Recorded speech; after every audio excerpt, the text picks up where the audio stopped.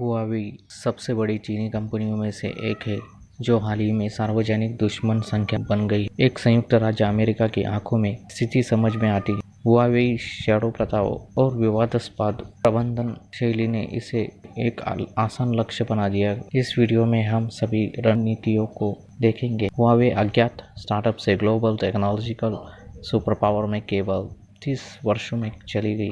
Huawei चीन के लिए एक अशांत समय में आ गई थी। 1979 में कई मायनों में एक प्रमुख चौराहे पर अटका हुआ था। चेयरमैन माओ जेडोंग की चीनी कम्युनिस्ट पार्टी के संस्थापक की मृत्यु के बाद कुछ साल ही बीते थे, जो इस शासनकाल में चीन के सभी पहलुओं पर हावी थे।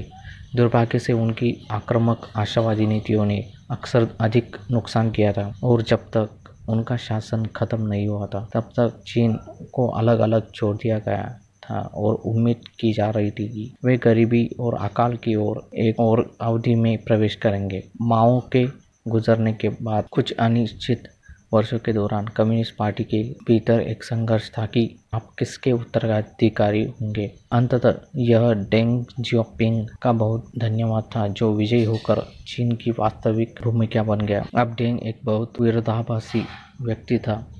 एक तरफ माओ के शुरुआती लोगों में से एक था। माओ के विपरीत अभी भी क्रांति के दौरान सहयोगी, वह वास्तव में एक सक्षम अर्थशास्त्री था जिसने उसे अपने पूर्ववर्ती के कमियों के एहसास करने की अनुमति दी।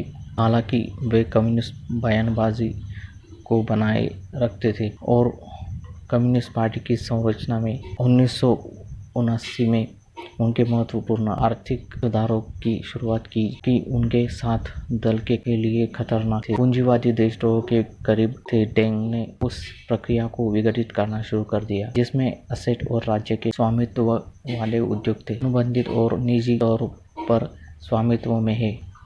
सुधार निश्चित रूप से बहुत लोकप्रिय थे और बहुत स्वामित्व वाले उद्योग थे, अनुबंधित और निजी तौर पर स्वामित्व में है। सुधार निश्चित रूप से बहुत लोकप्रिय थे और बहुत सफल रहे क्योंकि देश के चारों ओर उत्पादन अधिक कुशल हो गया। चीन ने अपने निजी स्वामित्व वाले उद्यमों के अलावा अपनी निजी अर्थव्यवस्था बनाई। चीनी नीति में बदलाव सिर्फ आंतरिक नहीं था। चीन ने विदेशी व्यापार संबंधों के लिए बहुत जरूरी शब्द की स्थापना की। 1980 में चीनी सरकार ने शेंज़ेन विशेष आर्थिक क्षेत्र की स्थापना की। जैसे कि नाम से पता चलता है कि यह एक विशेष क्षेत्र है जो विशेष रूप से अंतर्राष्ट्रीय व्यापार के लिए घुमावदार है, जो उन कंपनियों के लिए बहुत बड़ी रियायत है जिन्हें चीन में कहीं भी मदद नहीं मिल सकती थी। आश्चर्यजनक रूप से देश भर के उद्यमियों ने अपने व्यवसाय को आगे बढ़ाने के लिए शेंज़ेन के छोटे से शहर में कदम रखा, जो शहर की आबादी को केवल 20 वर्षों की अवधि में 3 लाख से 4 मिलियन तक अधिक था। उन उद्यमशीली दिमाग वाले व्यक्तियों में से रेन ज़ेंगफेई थे, जो चीनी सैन्य और कम्युनिस्ट पार्टी के सदस्य थे। वह 1950 के उत्तरार्ध में माओ के मस्तक बचे रहे, जिन्होंने चीनी सेना में शामिल होने के लिए अपने ग्रामीण प्रांत को छोड़ दिया। वह कोई नियमित सैनिक नहीं था, इसके बजाय वह लिबरेशन आर्मी की इंजीनियरिंग इकाई के सदस्य के रूप में सेवा करता था, जो डेंग की आर्थिक नीति के तहत चीन के लिए कई अग्रिम कारखानों का निर्माण करेगा। रेन ज़ेंगफेई 1983 तक पीपल्स लिबरेशन आर्मी की सेवा करेंगी, जब उनकी यूनिट को भंग कर दिया गया था और अब नौकरी छोड़ दी थी। असैन्य अर्थव्यवस्था में धुरी था। शेंज़ेन इलेक्ट्रिक के साथ उन्होंने 4 साल तक वहाँ काम किया, जब तक उन्होंने अपनी कंपनी शुरू करने का फैसला नहीं किया। विशेष आर्थिक क्षेत्र में हुआवे इस प्रकार स्पष्ट संकेत देता था कि हुआवे अंतर्राष्ट्रीय स्तर पर निर्यात और विस्तार की ओर उन्मुख होगा। चीनी सरकार की नज़र में टेक्नोलॉजी से निपटने वाला कोई भी उद्यम स्वागत योग्य नहीं था। यही वजह है कि रेन को स्टेट बैंक से $8.5 मिलियन और उच्चतर 14 लोगों को शर्त के सही तरीके से काम करने के लिए बेहद उदार ऋण मिला। उनकी प्रारंभिक योजना सरल थी। हुआवे हांगकांग से स्विचिंग गियर आयात करेगा और फिर उन्हें चीन में वापस बेच देगा। सभी चीनी कंपनियों तक कैसे काम करती है। वे विदेशी प्रौद्योगिकी का आयात करते हैं, आमतौर पर एक संयुक्त उद्यम के माध्यम से। फिर वे इसे रिवर्स इंजीनियर करने की और इसे स्वयं बनाना शुरू करने की पूरी कोशिश करेंगे। यह काफ़ी हद तक स्पष्ट है कि हुआवे ने क्या क्या किया। अपने पहले कुछ वर्षों के दौरान R&D में 500 लोगों ने काम किया और उत्पादन केवल 200। यह कोई आश्चर्य की बात नहीं है कि रेन पहली चीनी सेना थी। इसके नेता को यह आश्वस्त होना चाहिए कि आपका अपना दूरसंचार हार्डवेयर का मालिक होना राष्ट्रीय सुरक्षा का विषय है। एक बार जब सरकारी अनुबंध आने लगे तो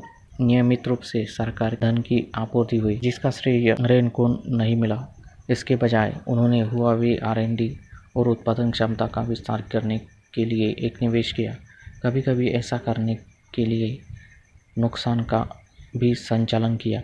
बाजार की ओर से रेन की प्राथमिकता बाजार हिस्सेदारी थी, इसलिए उसने अपने उत्पाद की कीमत इतनी प्रतिस्पर्धात्मक प्रेम से लगाई कि उसकी फंडिंग के 10 साल बाद ही हुआवे ने रेन के पूर्व नियोक्ता को चीन की सबसे बड़ी दूरसंचार कंपनी बना दिया। अब तेजी से विस्तार करने के लिए रेन की कंपनी को विशिष्ट रूप से अनुकूल बनाने के लिए बहुत कुछ है। उन्होंने कुछ ऐसा ढांचा अपनाया जो पूंजीवादी के समान है, जिससे हम सभी परिचित हैं कि उनके कर्मचारियों को उनके प्रदर्शन के आधार पर कंपनी में निवेश करने की अनुमति दी गई थी, जो कि रेन का न केवल प्रतिभा को आकर्षित करने का तरीका था, बल्कि बहुत ही लाख श्रम बाजार के बीच इसे बनाए रखना था। समय रेन कुछ सुंदर काम करने के मानकों को लागू कर सकता है। हुआवे के कर्मचारियों को लंबे काम के घंटे और जहरीले कामों के माहौल के अधीन किया गया था, जिसमें शेड्यूल सप्ताह के 6 दिन सुबह 9 से रात 9 बजे तक था। वास्तव में जल्दी हुआवे कार्यालय में गद्दों से लैस थे, क्योंकि यह कार्यालय में देर से सोने के लिए नियमित कर्मचारी थे। फिर अगली सुबह काम करना जारी रखने के लिए उठे। अपने कार्य पर की लगभग वित्तीय निष्ठा और समर्पण ने हुआवे को एक विशेष गतिविधि में उत्कृष्टता प्राप्त करने की अनुमति दी। कॉर्पोरेट जासूसी अब कुछ भी नहीं में बौद्धिक संपदा के, लेकिन हुआवे ने इसे एक नए स्तर पर ले लिया। 2003 में उदाहरण के लिए उन्हें 1 लाख से अधिक लाइनों में कॉपी किया गया, जिस सिस्को राउटर सेल कोड का उपयोग जो वे तब अपना उत्पाद लाइन बनाते थे। 2007 के एक और उदाहरण के लिए आगे भी, जब मोटोरोला के एक कर्मचारी को हुआवे के अधिकारियों को सीधे IP भेजने की खोज करना चाहते थे। हुआवे के व्यवहार की प्रकृति वास्तव में प्रणालीगत काम में कम से कम नहीं, क्योंकि कंपनी के पास वास्तव में एक आंतरिक मालिश बोर्ड है जहां कर्मचारी चोरी किए गए प्रतियोगी रहस्यों को साझा कर सकते हैं और उनके मूल्य के आधार पर वे वास्तव में उनके लिए बोनस प्राप्त कर सकते हैं। अब आरोपों की मात्रा बहुत अधिक है जो अब तक सिद्ध हो चुकी है, लेकिन हम जो राशि जानते हैं वह भी एक बहुत ही अस्पष्ट चित्र है। यह प्रतिस्पर्धी मूल्य निर्धारण के लिए केवल हुआवे चरम समर्पण है, जिसने अंतर्राष्ट्रीय ग्राहकों को अपनी प्रतिष्ठा से दूर करने के लिए अनुमति दी। हाल ही में 10 साल पहले भी हुआवे नाम के ज्यादातर ग्राहकों के लिए हाल ही में पूरी तरह से पहचाना नहीं था। 2009 में हुआवे ने वास्तव में इसे विदेशों में बड़ा बना दिया, जब उन्होंने स्वीडन के 4G नेटवर्क के ग्रामीण को ठेका दिया गया था, जो उस समय ईमानदारी से बड़े आश्चर्य की बात थी। जब स्वीडन खुद को दुनिया की दूरसंचार कंपनियों में से अगले दशक में दुनिया भर में नेटवर्क के लिए न्यू विशेष रूप से विकासशील बाजार में, जहां हुआवे चीन सरकार के साथ संबंध है, हम चिंता से कम है। हुआवे के अंतर्राष्ट्रीय विकास की सीमा इतनी तेज हो गई, जहां वे 170 देशों के राजस्व में $100 बिलियन से अधिक की गलती कर रहे हैं। पश्चिम उन्हें सक्रिय रूप से नीचे लाने की साजिश कर रहा है।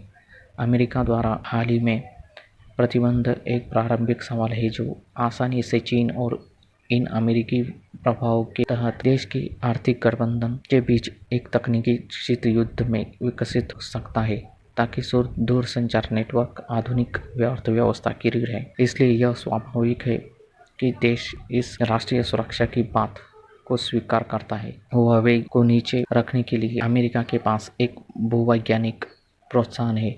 एक और सवाल है, लेकिन हुआवे गुप्त होने के द्वारा खुद को कोई एहसान नहीं कर रहा है। अपने कुछ सार्वजनिक बयानों में से एक में रेन ने कहा कि हुआवे को अनुचित जानकारी प्रदान करने के लिए सरकार से कभी कोई अनुरोध नहीं मिला, लेकिन किसी को भी उनके शब्दों पर यकीन नहीं हुआ, क्योंकि चीनी कंपनी में चीन के साइबर सुरक्षा कानून के तहत सरकार को अपने डेटा तक पहुंच प्रदान करनी चाहिए। इसलिए यह कोई आश्चर्य की बात नहीं है कि वैश्विक समुदाय को संदेह है। इसके अलावा हुआवे हमेशा कर्मचारी स्वामित्व ऐसे अधिक विस्तृत सार्वजनिक रिपोर्टों में से कई से छुटा देता है।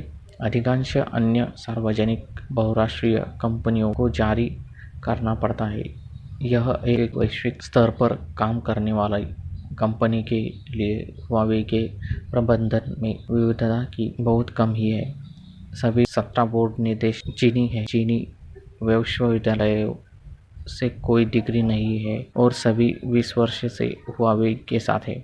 यह सभी कारक हुआवे के खिलाफ साजिश कर रहे हैं, लेकिन यह अभी तक स्पष्ट नहीं है कि क्या राजनीतिक दुनिया के अधिकांश के लिए आर्थिक प्रोत्साहन पार कर पाएगी। तो आज हम सब के जीवन को देखा और समझा।